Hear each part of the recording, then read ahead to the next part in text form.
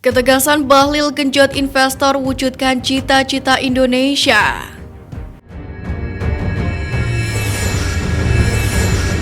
Waktu kemarin saya mendampingi Bapak Presiden menerima CEO Foxconn di Bogor juga menyampaikan keinginan investasi di IKN. Di listrik, motor listrik itu kalau pabriknya dalam negeri, dia nggak bisa impor terus kayak subsidi, nggak begitu. Itu untuk mendorong agar industri dalam negeri kita jalan. Kalau kita melihat tentang Foxconn ini tentu sebuah hal yang banyak dinanti-nanti karena sebetulnya ini sebuah perjalanan panjang. Bagaimana kemudian upaya pemerintah Indonesia untuk mengajak investor masuk ke Indonesia termasuk Foxconn. Kalau ada investor maka Indonesia akan memberikan treatment yang setara kepada para investor tersebut. Nah khusus soal Foxconn ini sangat menarik. Disampaikan oleh Ketua Tim Percepatan Proyek Baterai Kendaraan Listrik atau Electric Vehicle, Agus Cahyana Wirakusuma, bahwa pemerintah memiliki 3 ambisi besar mengembangkan industri baterai kendaraan listrik berkelas dunia pada tahun 2025 mendatang.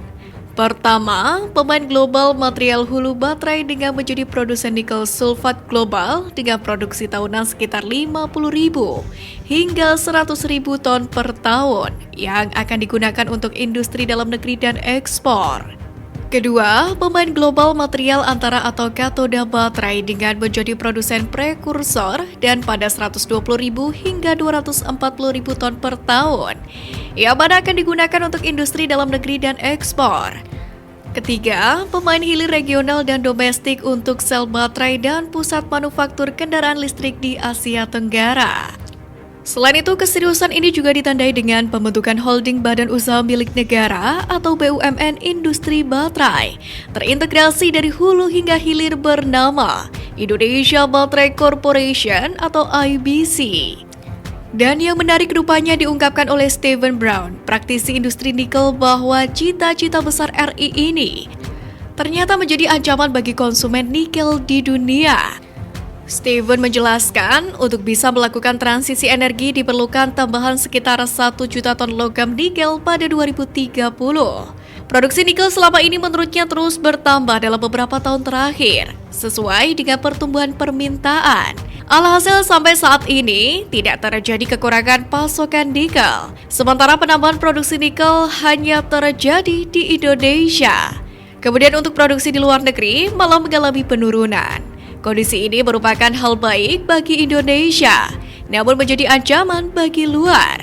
Dia mengatakan beberapa proyek smelter nikel kelas 1 pun untuk baterai sudah diumumkan dan semuanya berada di Indonesia.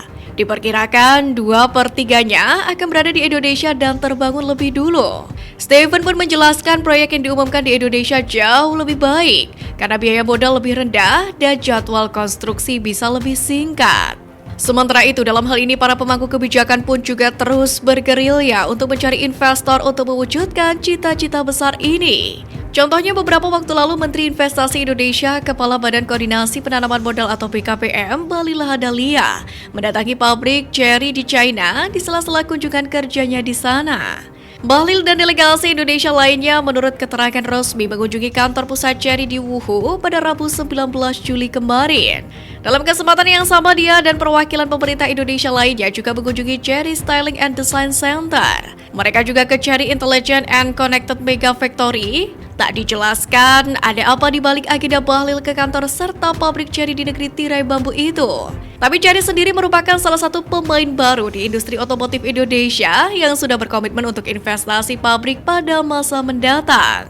Dalam hal ini, Son mengaku sangat bangga mendapatkan kunjungan dari delegasi Indonesia. Ia senang dapat berbagi informasi mengenai cara Cherry membangun kendaraan inovatif dengan teknologi canggih plus desain menarik. Tidak hanya itu, dalam rangka menggait investor, Bahlil Lahadalia akan terbang ke Taiwan untuk menyambangi perusahaan manufaktur dan teknologi Foxconn. Kunjungan tersebut guna menindaklanjuti rencana pembangunan fasilitas kendaraan listrik di kawasan industri terbaru Batang, Jawa Tengah. Dalam kesempatan ini, Bahlil sekaligus memberikan bantahan jika perusahaan asal Taiwan itu digadang-gadang batal melakukan investasi di Indonesia. Untuk itu, Bahlil menegaskan bahwa investasi Foxconn tersebut akan tetap terrealisasi pada tahun ini. Seperti yang diketahui bahwa Foxconn berencana merealisasikan investasi sebesar 8 miliar US dollar, yakni untuk membangun ekosistem baterai kendaraan listrik. Rencananya Foxconn akan menggandeng beberapa perusahaan seperti Gogoro, Industri Baterai Indonesia atau IBC, dan Indica Energy. Namun hingga saat ini memang belum terlihat tanda-tanda pelaksanaan groundbreaking tersebut.